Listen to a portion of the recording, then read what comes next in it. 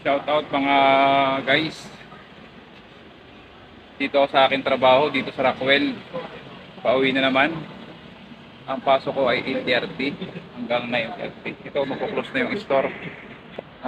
Pinapasokan ko ngayon. Pero ang duty ko dito ngayon ay reliever. Guys, yan o, gusto. Dito yan sa Rockwell. Pero por, Google Place. ilan yan? Ang opening namin 9 AM to 9 PM. Opening ng 9 AM at close ng 9 PM. Excuse me po sir, ma'am. Close na po. Copy yan. Okay. Sorry po.